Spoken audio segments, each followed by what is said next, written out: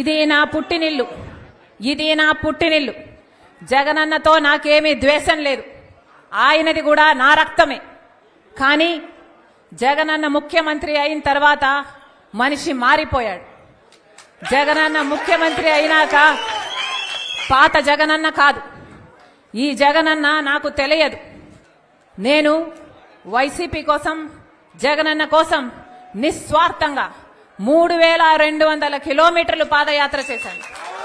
నా ఇంటిని పక్కన పెట్టి, నా బిడ్డలను పక్కన పెట్టి, నా సర్వస్వాన్ని వదులుకొని ఎండనక వాననక రోడ్ల మీదనే బతుకుతూ నెలల తరబడి 3200 కిలోమీటర్లు నిస్వార్థంగా, ఏ పదవి కాంక్ష లేకుండా నిస్వార్థంగా వైసీపీ నిలబడాలి అని ఆ రోజు ఆ పార్టీకి ఇంకా ఉనికే లేకుండా పోతుందేమో అని భయపడుతుంటే ఆ పార్టీ ఆ భారాన్నంతా నా భుజాన వేసుకొని ఒక్క మహిళ 3200 కిలోమీటర్లు పాదయాత్ర చేశారు.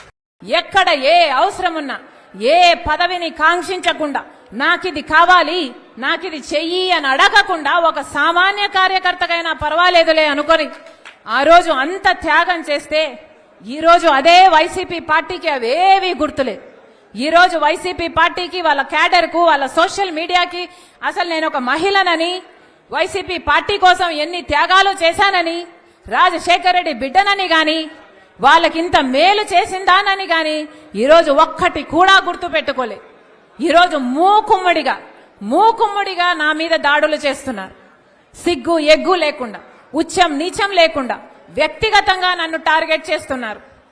ఎన్ని రకాలుగా రోజుకొక స్టోరీ చెప్తారు, రోజుకొకరిని ముందుకు తీసుకొస్తాడు, రోజుకొక జోకర్ ముందుకు వస్తాడు, ఒక కొత్త మాట చెప్తాడు. నిన్నైతే ఒకడు ఏకంగా ప్రణబ్ ముఖర్జీ పేరునే తీసుకున్నాడు.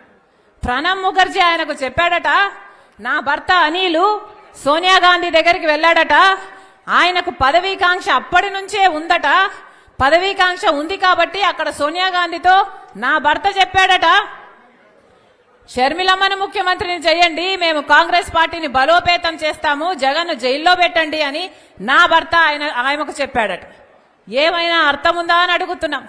ఇప్పుడు ప్రణబ్ ముఖర్జీ గారు లేరు చెప్పటానికి.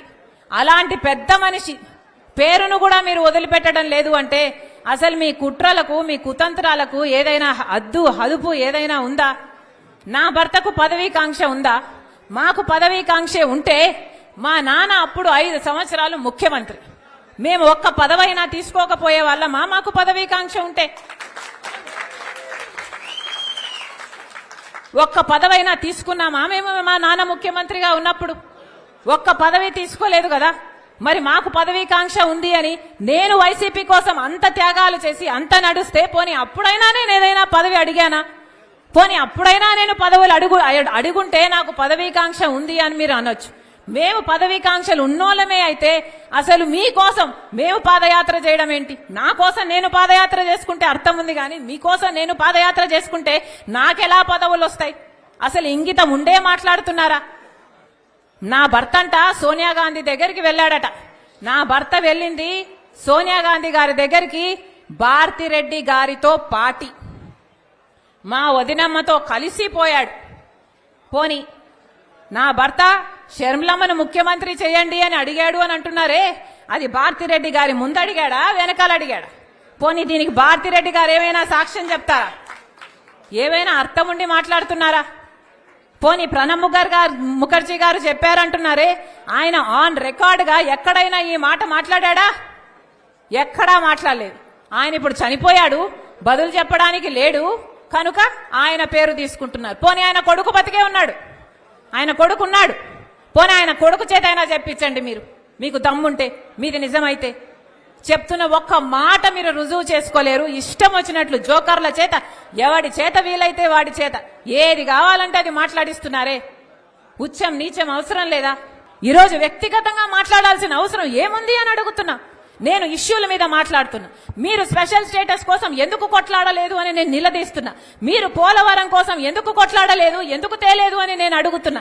బీజేపీతో మీకు దోస్తీ ఉంది, మీరు బానిసలుగా ఉన్నారు, మనకు రాజధాని ఏమైంది, మన బిడ్డలకు ఉద్యోగాలు ఏమైనాయి, కనీసం క్రాప్ ఇన్సూరెన్స్ కూడా ఎందుకు లేదు అని నేను ప్రశ్నిస్తుంటే ఒక్కసారైనా ఒక ఇష్యూ మీద మీరు సమాధానం చెప్పకుండా రోజుకొక జోకర్ చెప్పిస్తారు.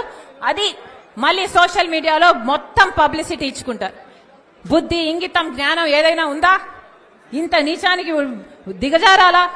విలువలు, విశ్వసనీయతలు అని పెద్ద పెద్ద మాటలు చెప్పారు కదా, మరి మీకు లేవా విలువలు, విశ్వసనీయతలు? ఆలోచన చేయాలి. తెలుగు ప్రజలు పిచ్చోళ్ళు కాదు, అన్ని గమనిస్తున్నారు, అన్ని చూస్తున్నారు. నేను రాజశేఖర్ రెడ్డి బిడ్డను. పులి కడుపున పులే పుడుతుంది. రాజశేఖర్ రెడ్డి రక్తం నాలో ప్రవహిస్తుంది. నేను రాజశేఖర్ రెడ్డి బిడ్డ వైఎస్ షర్మిలా రెడ్డి. నా పేరు ఇదే, నా ఉనికి ఇదే. ఎవరు కాదన్నా, ఎవరు అవునన్నా, ఎవరు గీ పెట్టినా నేను వైఎస్ షర్మిలా రెడ్డి. ఆంధ్ర రాష్ట్ర ప్రజలకు మేలు చేయడానికే ఇక్కడికి వచ్చాం. నా గుండెలో నిజాయితీ ఉంది. ఆంధ్ర రాష్ట్ర ప్రజలకు వాళ్ళ హక్కులు కల్పించాలని రాజశేఖర్ రెడ్డి బిడ్డ ఈ రోజు తన పుట్టినింటిలో ఆంధ్ర రాష్ట్రంలో అడుగుపెట్టింది. నిలబడుతుంది, కొట్లాడుతుంది. ప్రత్యేక హోదా వచ్చేంత వరకు రాజశేఖర్ రెడ్డి బిడ్డ ఇక్కడ నుంచి కదలదు. పోలవరం వచ్చేంత వరకు రాజశేఖర్ రెడ్డి బిడ్డ ఇక్కడ నుంచి కదలదు. మన రాష్ట్రానికి, మన బిడ్డలకు ఉద్యోగాలు రావాలి, మన రాష్ట్రం అభివృద్ధి చెందాలి. అంతవరకు రాజశేఖర్ రెడ్డి బిడ్డ తన పుట్టింటి నుంచి కదలదు. మీ ఇష్టం వచ్చింది చేసుకోండి, ఎంత చేసుకుంటారో చేసుకోండి, ఏం పిక్కుంటారో పిక్కోండి.